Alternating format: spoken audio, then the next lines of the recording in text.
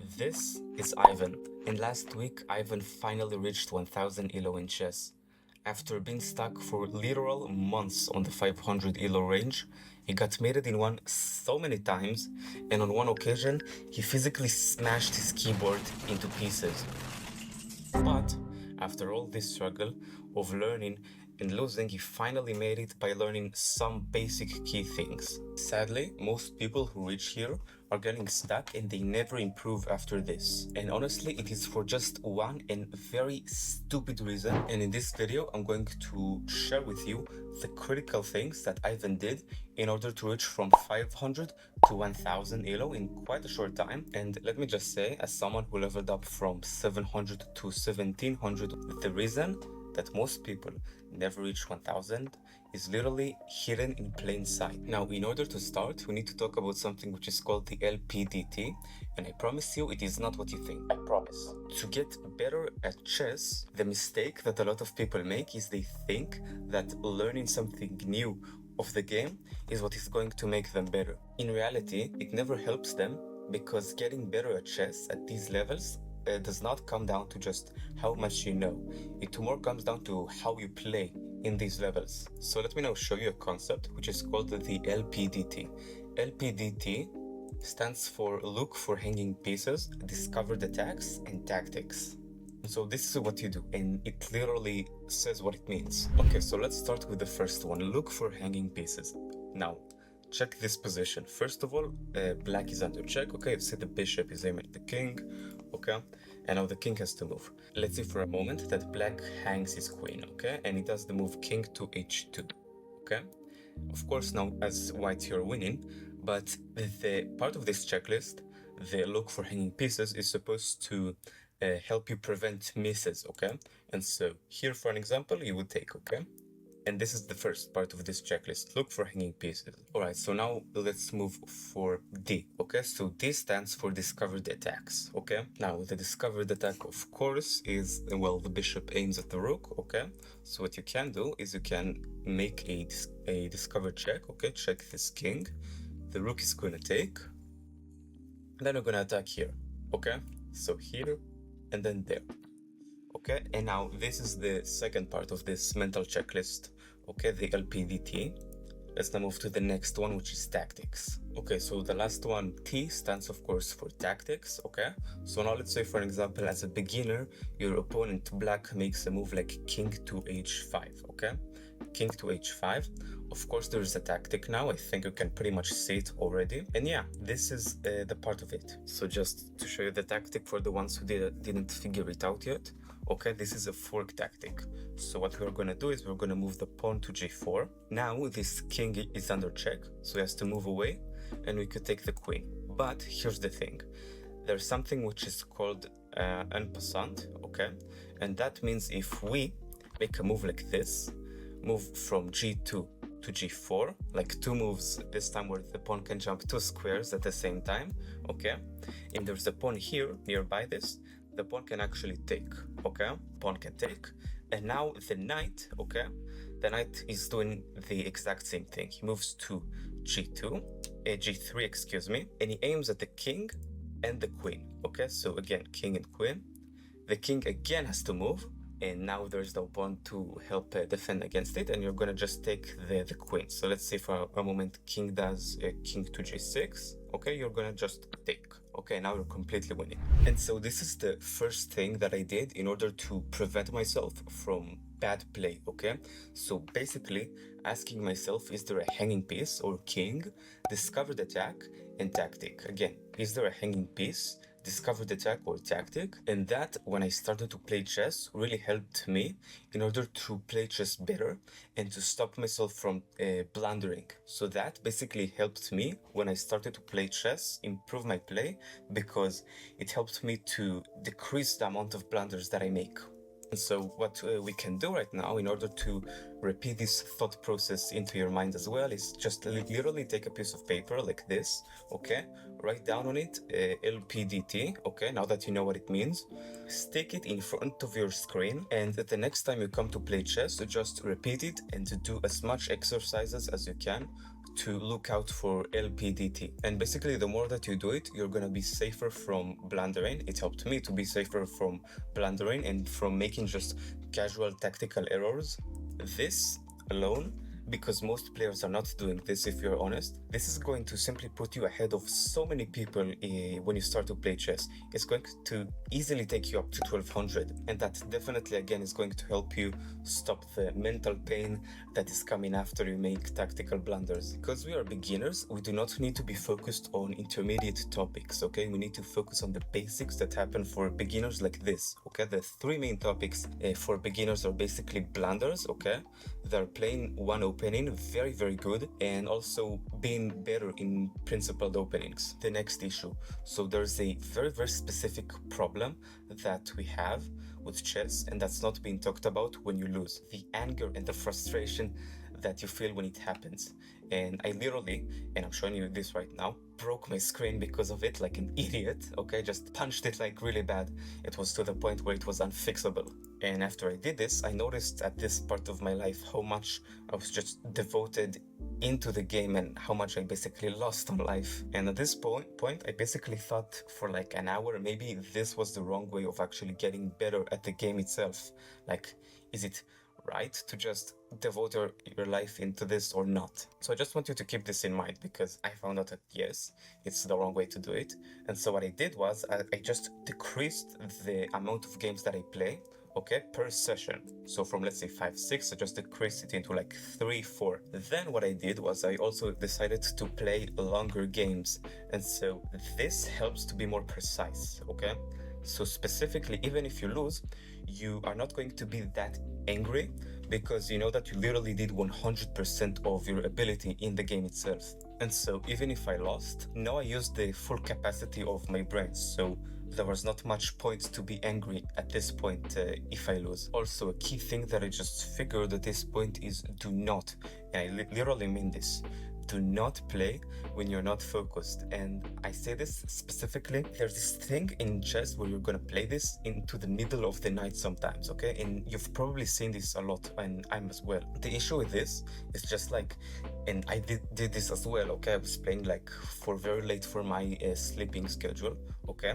And the issue with this playing like for very late hours of the day, it's like playing, you know, you're not going to be focused, and that is inevitable for also making a mistake.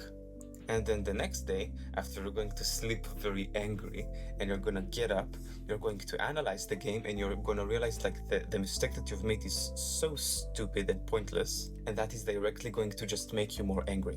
So a key thing that I can give you is just like ask yourself, and I did this as well, like ask yourself, when are the times that I'm the most focused? And if you wanna play specifically to improve, again, to just play on these times in longer time frames and in less games. To first of all improve at chess, what I had to do first is to fix my own mental issues like depression and anxiety. And only really after you do this, you can really improve at the game itself. Because think about it, how just difficult it is going to be to improve at a certain game if you're literally having mental problems from it. And so I did some stuff which really helped, like starting to exercise and going to the gym. And that, of course, really helped me to improve my mental health. But sometimes, and this is very common in chess, especially if you're having anxiety and depression from this, you're gonna also need to have some breaks from the game itself, even if you wanna improve at it. So if you're on the loose right now and you see it clearly damages your mental health, I'm telling you right now to improve at chess, as a 1700 and you're beginner, okay, you're 500 or 600, somewhere at these elo levels. As a 1700, I'm telling you, it's not worth it. First of all, fix this and then come back to improve. Do not play chess if you're having these issues. Okay, go for a walk, do something else, but it's not worth it. I'm telling you right now. Do something else that clears your mind, and after a few days of break, come back into the game when you're actually fresh and able to somewhat think clearly, that is, analyze the repetitive mistakes, and only then you can actually come back and make some progress again. So now let me show you how you're supposed to actually analyze chess games, okay? So this is what you do. Do this with me, okay? You pick the last 5 to 6 games that you've actually played, okay, depending on your session, okay? After you've picked these games, you literally have the solution to playing better in front of you. Open up the Word document and open also on the browser, chess.com or Lichess or wherever you play, 8 games from your last previous sessions. Now add to the Word documents reasons that you've lost in each and individual game. So let me show you an example for this. When I did an analysis for this game, what I've looked for is I found out that my opponent, he have done like, and again, this is a game between the two 1000s, okay? You can do this, of course, if you're 500, 600, 800. It's for all the levels. It's applicable. So I've looked at this, and I've seen that my opponent actually played a better opening than I did, okay? So let's say, for example, I'm analyzing this from my opponent. I'm seeing right now that he actually had a better opening than I did. But, so this is something that I, of course, improved on. I later on moved on from this game, and I've seen that at the end game, okay, here, I've made a blunder, okay, which caused him to lose the game. If, let's say, I was my opponent and I was doing this analysis, I'd go back to the document. I'd write now for blunders, I'll make like a new, I'll basically like write reasons for blundering, and then I'll add for blunders, okay, I'll write blunders and I'll add a +1 for this. And that again, if I was analyzing this for my opponent when he did this. So now let's review the second game, okay? So I take a look at this, and this is move 10, okay? It's not that long into the game, okay? It's still quite the beginning, and I see that my opponent, okay, let's say for an example, my opponent is better than I am, okay? And I see that I slipped up from the beginning, okay? And I continue to look, okay? And he managed to somehow, the game itself, it doesn't matter yet. I'm just trying to show the example, okay, for how to analyze, okay? But I see from here that he continued to improve his position and eventually to win me. And so now what I do, because I see that I slipped because of the beginning of my game, I add +1 for openings. And you continue to do this for like 8-9 games, and then you're gonna have the clear like reason for why you're still stuck. Like, what are the repetitive mistakes in chess that you need to improve on, okay? So you just can like fix the top 3, like the ones that come on top the most, okay? Or even like the only top 2, but just fix these ones.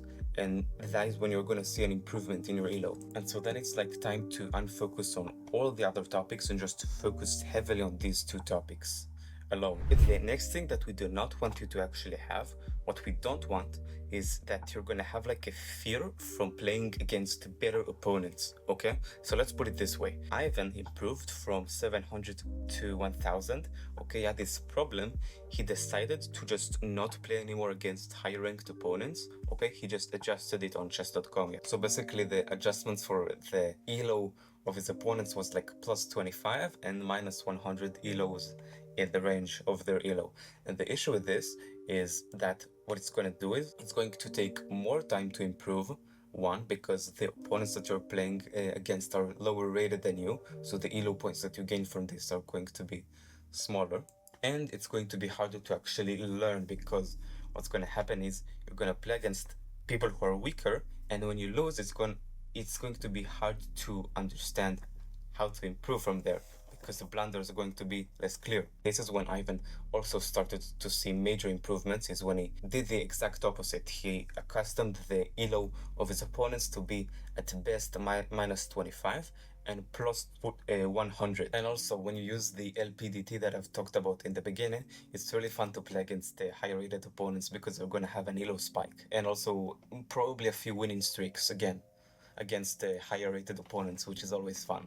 And even if you lose, and it's against someone who is very much higher rated than you, it's not really this much of a problem. The elo levels down that you're going to get when playing versus a higher rated opponent, it's actually worth it, because when you're going to analyze, it'll be a lot clearer why you've lost. You sell 10 or 8 elo points right now, but you're going to learn why you've actually lost them, okay, why you've basically threw them out the window, and in return you're gonna get 100 elo points, okay? So it's worth it. Then I can understand a lot easier why I've actually lost, because he's a lot better than I am, and then I can analyze versus my own play. To sum up, number 1, playing with the LPDT, and doing this in order to prevent you from now on from blundering, and to also play a lot more accurate. This is the first thing. Number 2, decrease the amount of games that you play, okay? If you're having if you literally see that you're having mental health issues from this. The third thing, play only when you know that you're the most focused that you can be. 4, play specifically against higher rated players, okay?